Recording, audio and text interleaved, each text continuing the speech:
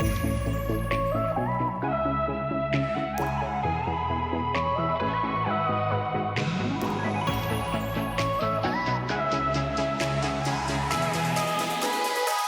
name is Raymond White. I'm an advisor here at Roark and Sutton. My specialty is everything transportation, so that includes towing companies to trucking companies and everything in between. But I don't want to talk a lot about myself. I've got a very special guest here, a client of mine, Mr. Matthew Ross. Why don't you, Matt, tell us a little bit about your background and kind of what got you in the towing business and some new things you're working on, and just kind of let everybody know who you are and what you do. Raymond, thank you for having me on this video chat. It's great to see you again as always. Thank you for the representation that you give to the towing industry and the way that you represent the trucking industry. As long as we've known each other, I've been very impressed with the information and resources that you've been able to bring to both of those sectors of your business. As he said, my name is Matt Ross. Oh, you're welcome. My name is Matt Ross. I'm the CEO of Tow America, also an owner in tow service in Central Arkansas. Been for the past decade a regulator on the Arkansas Towing and Recovery Board, which is the regulatory authority for the state of Arkansas for towing. Been the legislative chair for that for about 6 years. Also sit on the ERSCA, which is an emergency roadside national body advocacy group. I'm sit on their legislative board as well. So I've been pretty involved for the last decade or more of my life in towing and recovery. And Tow America was founded about a year ago, and we're a network of tow companies that band together and kind of pool resources. We look at key performance indicators and some of the metrics that come out of operations for the business. We do digital credentialing, training, and just bring a wide variety of resources to tow companies.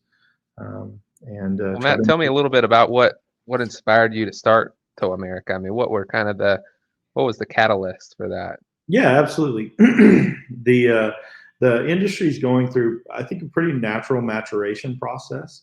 What we see in terms of trends for tow companies over the last 5 years have been centered around a couple of things. First of all, consolidation. We see a lot of the smaller tow companies going away. We can see that from licensure numbers in a number of states across the U.S. And I think that's conjunctive with a trend that we're seeing for tow companies to come out of other businesses. Traditionally, tow companies were nestled kind of within mechanics garages or body shops. In fact, that's how ours started out.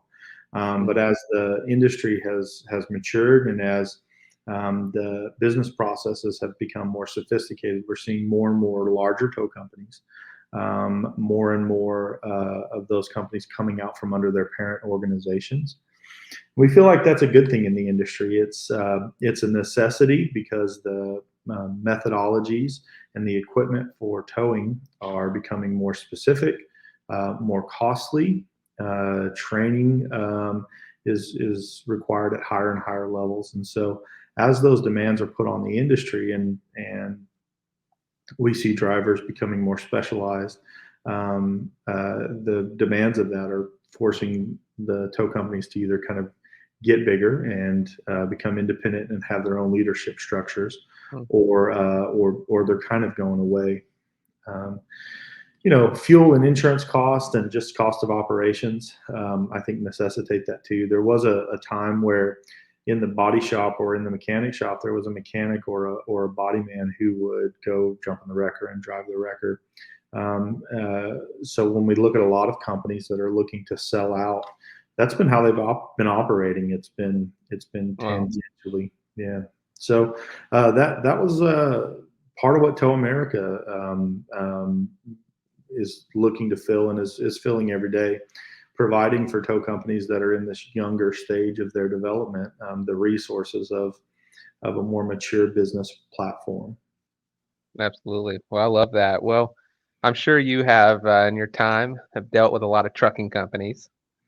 Probably not on the days that trucking companies want to be, not maybe in the manner that you meet them that they want to. Yeah, we never see anybody on a good day, right? No one ever calls a tow company because they're having a good time. That's right. Well, what would you say, and this is a broad question, but from your perspective, what do trucking companies need to know about the towing industry? And, what do they need to know? What are some things from your perspective that you feel that needs to be put out there? Yeah, I think it's a great question. I think that um, one of the things that is different from a transportation and logistics company and a tow company is the way that we meet our customers.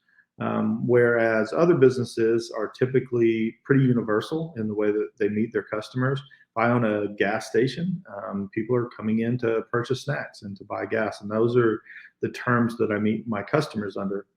The tow companies are a little bit different. Most tow companies operate with a body of business that comes to them because they have a need, i.e., a trucking company's broke down and they call their tow service, and their tow service interacts with them on that basis.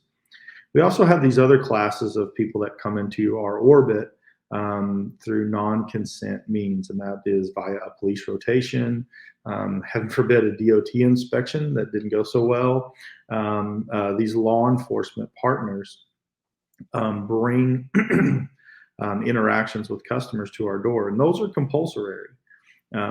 So realizing when you approach a tow company that that's the case. If whether and be cognizant of that, whether you're calling them because you need their services and you're wanting to engage in their services, or whether you're calling them because their services were first forced upon you, realize that that really is not up to the tow company. A tow company is going to be on a rotation and be responsive to that rotation. We think of ourselves in those terms as first responders. So we get a call, we don't know what it is, and the police agency or law enforcement agency says, "Hey, come handle this," and we kind of have to engage in that first responders mentality. Because of that, a lot of tow companies are mission minded. They want to get out, they want to get the road clear, they want to keep their people safe. It's a very dangerous operating environment. They want to keep their assets safe.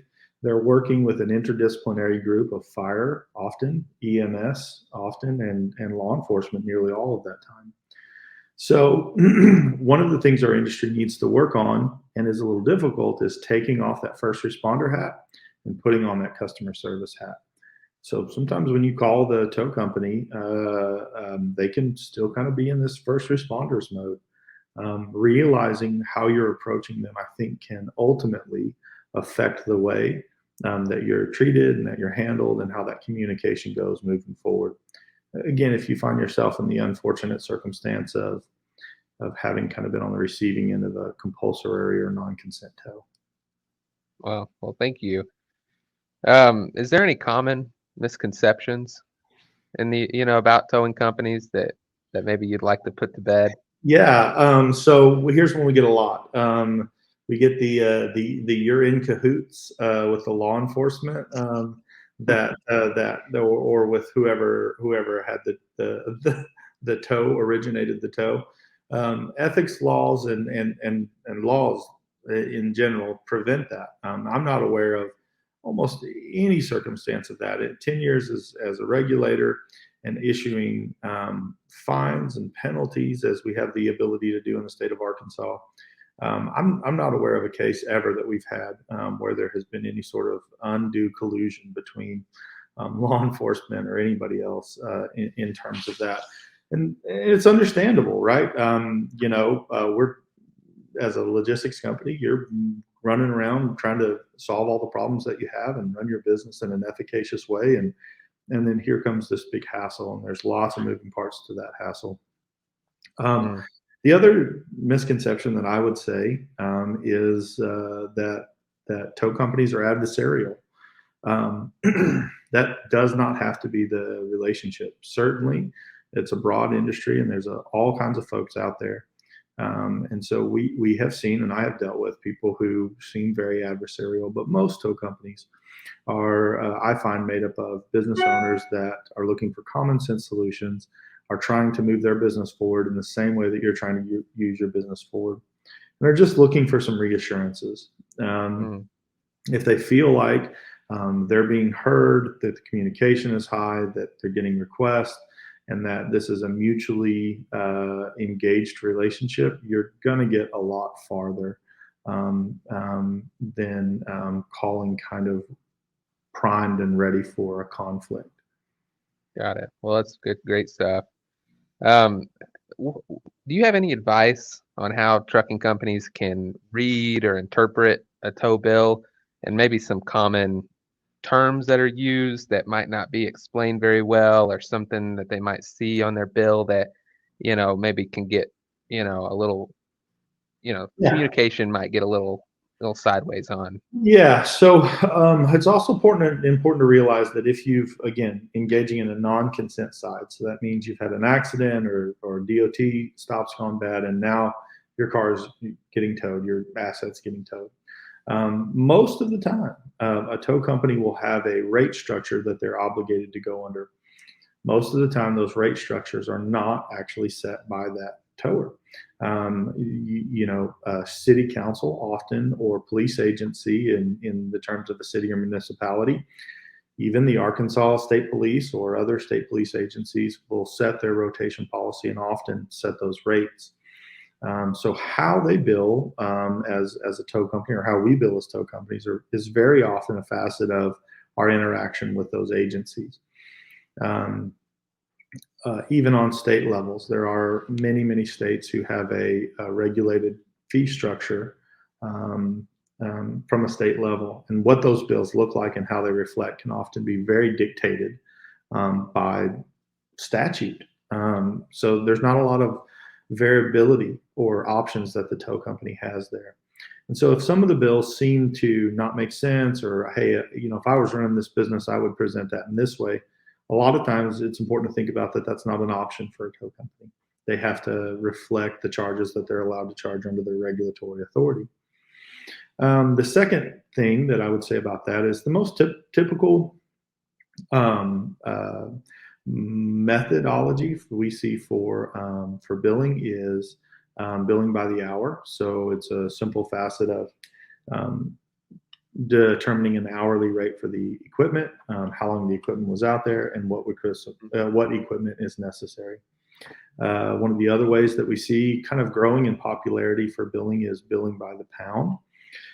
That allows for a little more variance in the way that was billed. So if it was recovering a container truck full of paper, and it was laid on its side on asphalt in a sunshiny day in a relatively safe operating environment, you could see pretty easily how that bill might be billed at a different per pound dollar rate or cents rate than one that was flipped over in a median in a really bad spot in a blind curve.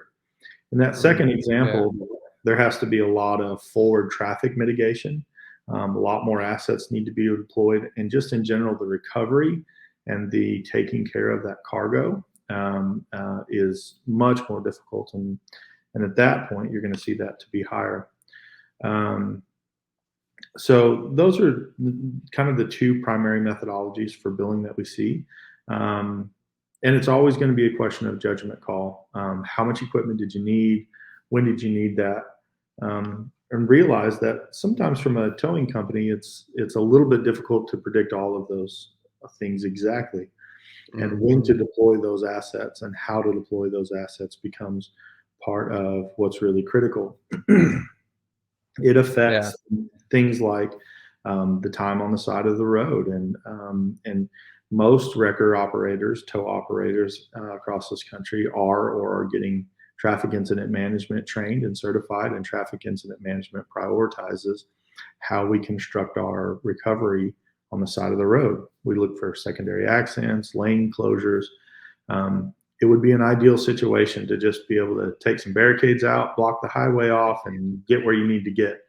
Sometimes it's just not possible. Our law enforcement partners will not let us shut down key traffic lanes. These are your highways as well. We don't want to see your trucks be involved in secondary accidents because we've shut down a highway and traffic is now at a standstill. So understanding those sorts of things And asking questions, I think, is really appropriate. I think that goes back to the point that I touched on earlier, which is don't come with with conflict, kind of presupposed. Um, Yeah. I think most tow companies are happy to respond to questions about their billing, are happy to provide clarity on those. But the tone at which these things are requested, I think, often sets the stage for how the rest of that relationship goes. Oh yeah, no, absolutely. Well, one thing comes to my mind, because I see a lot of tow bills that come across the desk here, and um, this is just a fun one for me, but just explain to people what a snatch block is. Oh, yes. So this is actually really interesting. So a snatch block is a great piece of technology. It's an old piece of technology, but it's essentially like a block and tackle. So it's a pulley system that you can hook to certain places that enhance the way that your winches recover and operate. In fact, you can double the strength of your winch by using a snatch block. And so it's an expensive piece of equipment that is actually a consumable. These things don't last forever as they get used, and as they have these big loads put under it, they need to be inspected. And one of the ways that a tow company might use a snatch block is if you can picture a winch and a winch has a rating on it. Let's say 20,000 pounds is the recovery capability of that winch. Well, that is measured at a lower level of wraps for the wire rope or Mm. cabling that is on there. So if we're going to keep 100 or 200 foot of cabling on one of our recovery wreckers, if we stretch that line out 50 feet, we still have several layers of wraps on that winch. And so that winch does not rate at 20,000 pounds. It rates at less than that because it's having to turn a larger cylinder based on those wraps. So if we put Mhm. a snatch block or a recovery block on the thing that we're towing, we run our cable out through the block and back. We've now lengthened our cable. We have reduced the amount of wraps on there, and now our winch is functioning at its fuller capacity, closer to 20,000 pounds. Now that may not seem like that big of a deal, and you you get a bill and you say, "Why was I billed for this?" The difference between the recovery capability of a full 20,000 pound winch and a winch that has several wraps on it may be the difference of calling another truck. So that snatch block increasing the winch capability of that truck may have been the thing that allowed them to do that without having to call another truck and costing you significantly more money and more time. Wow. Well, thank you for sharing that. And one other thing that came to my mind that you shared that I want you to highlight. I know it's a very large number, but I don't remember the exact statistic. But you talked about setting up the side of the road properly to keep your people safe. What is the statistic? And it doesn't have to be exact, but of towing operators and your employees, It's one every getting it's one every 6 days. One tow operator is struck on the side of the road in the U.S. every 6 days, and it's far, far, far too much. It well, is a really dangerous operating environment that our people are in. Um, we're very focused on that as an industry. We try very hard to increase the training, and that again that goes back a little bit to the trends that we're seeing in the industry. Um, um, so those sorts of things really matter to us. We are very, very concerned about our people, and also about the assets and equipment that we have on the side of the road. All of these things go to color and affect. Let's see. Sometimes the temperament that we get with tow companies, because what we see is tow companies more and more often investing in things that make their operators safer. Traffic cones, lane closures, a second truck to get before our other truck, to alert traffic and get them to move over. We have in most states and federally now a slow down, move over law, but people don't follow that. And so what we do is very often we'll put a blocker truck some distance from the rest of the scene. And I myself have been on a heavy recovery accident. I've been on a heavy recovery accident scene where my truck was struck by a semi that was coming along. Now, because I had taken the opportunity to put a blocker truck out there, it struck the blocker truck. There was nobody in the blocker truck, and it totaled that truck. And that really saved lives. It saves lives of those people and potentially me. And I've got 6 kids, man. They want me to come home every night. That's right. So sometimes we put those things on there, and those are necessities for us to remain safe on the highway. We can get a little prickly if we receive pushback, especially when it's colored like, hey, you brought all these trucks out there because you're greedy and money hungry, and you're just trying to screw me over and bill me for these things that aren't necessary. When in our minds, many times those are absolutely vital safety items that we have to have. Trucking companies are business owners as well. If you have to take a forklift out and load something, that asset and the operation of that cost you something. Those need to be fairly represented in bills and prices. Absolutely. Well, the last thing, Matt, I want you to cover is just because we've talked about this before, which is coverages, insurance coverages that trucking companies have sometimes leave, let's just say, gaps when it comes time to settle the towing and storage bills. Could you talk a little bit about that? Yep, this is a national issue, and so what we see is a trend from insurance companies to essentially just have a $5,000 limit on the towing and recovery side of these things. Now, I'm sure that this is in response to some bills somewhere that may in fact have been over inflated or just runaway or high cost for these. So we understand as an industry very well cost mitigation. But oftentimes from a regulatory standpoint, we live in a world of unintended consequences. And so when we see these things propagate out throughout the industry in unbalanced ways, now I have a major accident that I have literally millions of dollars of equipment out there recovering for some period of hours. I have lots of manpower and hours. I also am responsible for the abatement and cleanup of the cargo, storing the cargo, all of these things that go into the business. And I'm staring down the barrel of a potential $5,000 check, and you can get the rest from the trucking company. That puts me on guard. We see that happening more and more often. It's interesting to note that on a nationwide survey, most tow companies have 30% of their heavy accidents just abandoned with them. Wow. So that's 30% of my operations that I am, by compulsory means, required to get out there and clean up. Otherwise, our highways aren't clean. Otherwise, our law enforcement officers and the motoring public are affected by that I'm not getting paid for. That number has been increasing, unfortunately, partially due because we have trucking companies who, are trying to save a little cost and click the box that limits their tow coverage. Now, that's okay to do if you are managing your business in such a way that you're setting apart funds to be able to compensate for the things that may happen. I'll tell you, unfortunately, too, from my perspective, there's probably a lot of trucking companies that don't even know how their policy responds to towing. And especially if they just made a switch to a different insurance carrier, that might have been lost in translation, never relayed to them. And so many companies might even be shocked and surprised when they learn they only have $5,000. Yeah, we had a kind of a panel meeting with our state association, and I think it was eye-opening to see for them how frequently this thing is being used. We buy insurance as well, and our insurance is really, really high, and so it's tempting, like you mentioned, Raymond, when we're changing quotes, to look at the bottom line and say this one's 5% cheaper, and that's money that can go back into training and back into my operations. And they may not realize it's a fair point.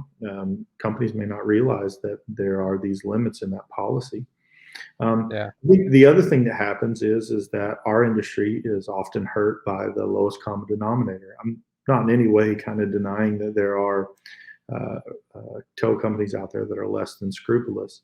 I mean, we do not like being defined as by them as an industry any more than the trucking companies, I think, like being defined by rogue operator that's running underinsured, that hasn't maintained their trucks, and that is able to go out and cut people's rates because they're not operating safely or on a level playing field.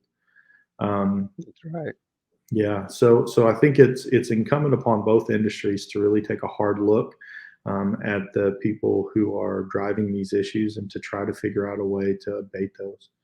I think the other things that will happen, if so, potential downfalls, right? Other than the fact that I, as a record company, am going to hold the cargo and the truck until I can be reassured a reasonable form of payment.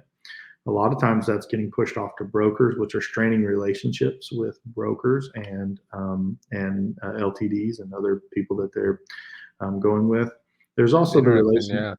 Yeah, there's also the relationship to consider with owner ops, right? Because your whole assets tied up into that. If you're a trucking company and you've got coverage on the load and you've got your trailer and an owner's op, all of that can get hung up at a tow service because of some gaps in insurance, we'll say, or underinsured facets. Wow, that's a really good point. Well, Matt, that's all I have for us. Is there anything that you would like to end on or say? No, really, other than I think that there's a lot of desire out there in our industry to work in better harmony with the trucking industry. We have a lot of customers that are trucking companies, and I think that there is a lot of mutual benefit that can happen from good conversations. And back to, it's one of the reasons I appreciate these sort of dialogues, Raymond. I think that when we sit around the table and when we air these issues, we find commonality and pragmatic solutions that move both industries forward in reasonable ways. That's right. Well, that's why I get along with both towing and trucking companies. It's two industries that are cut from the same cloth, It really is. and I really believe that. Well, Matthew, thank you for your help on this video, and thank you everybody who listens to this. And we will keep on trucking for another day. No problem. Thank you for having us.